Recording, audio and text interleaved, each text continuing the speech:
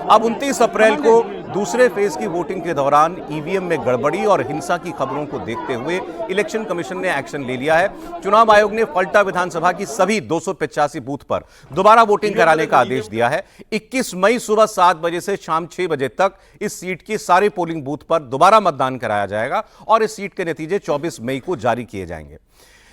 किसी भी चुनाव में कुछ बूथ पर रीपोलिंग किसी गड़बड़ी की वजह से, किसी तकनीकी खराबी की वजह से, जैसे कहीं पर मान लीजिए ईवीएम में कोई गड़बड़ी आई हो, मतदान रोकना पड़ा हो बीच में, या कहीं अब सीसीटीवी से सारी निगरानी रखी जाती है, सीसीटीवी कहीं बंद हो गया हो, या कुछ और शिकायतें हो मतदाताओं की, उसको लेकर के कुछ बूथ पर रीपोलिंग अलग बात है।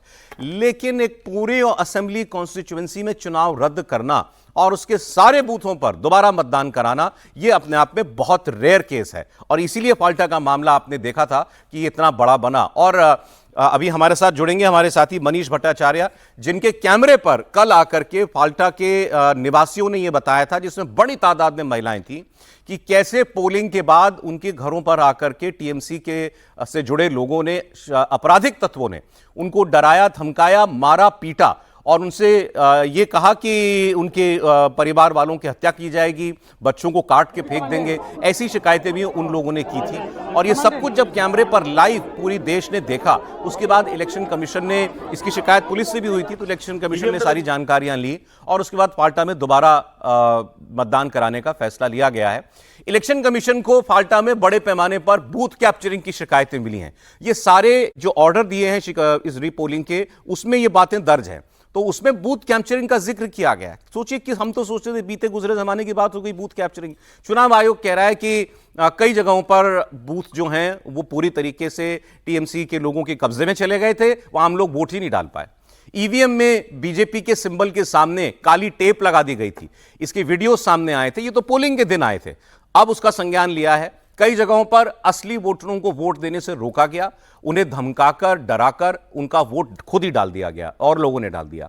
रिपोर्ट में यह भी बताया गया है कि कुछ संदिग्ध लोगों ने बैलेट यूनिट के बटन्स के ऊपर इत्र लगा दिया, परफ्यूम जैसी कोई चीज लगा दी या स्याही लगा दी कि उनकी उंगली पर जो है वो इत्र या कोई खुशबू आ जाए या कोई स्याही का निशान आ जाए, ताकि बाहर लोगों को यह पता चल सके कि यह व्यक्ति किस उम्मीदवार को, किस पार्टी को वोट डाल करके आया है। ये सारी बातें इलेक्शन कमीशन के ऑर्डर में।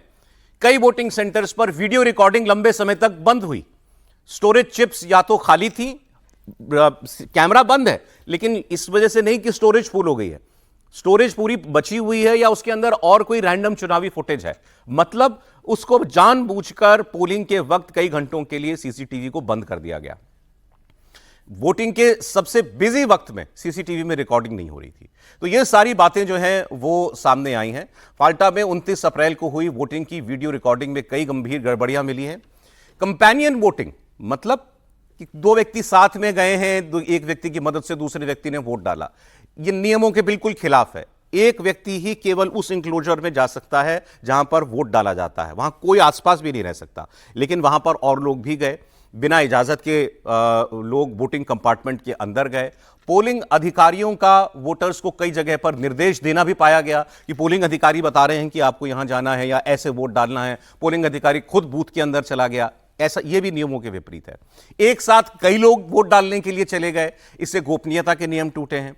तो ये सारी बातें हुई हैं फाल्टा में। और वोटिंग वाले दिन कुछ लोग बार बार अंदर जाकर वोटिंग में दखल दे रहे थे या वो खुद बार बार वोट डाल रहे थे, ये भी इलेक्शन कमीशन को पता चला है।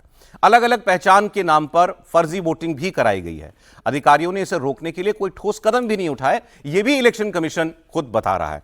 और मनीष भट्टाचार्य अब हमारे साथ जुड़ चुके हैं।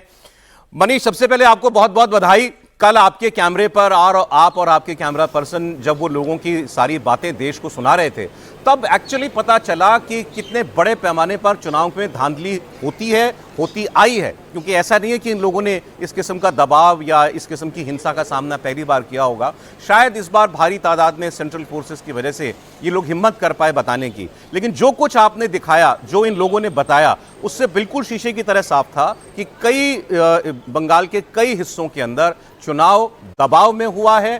भय जो बीजेपी ने नारा दिया था वो केवल एक स्लोगन नहीं, बल्कि बंगाल की चुनावी सच्चाई भी थी।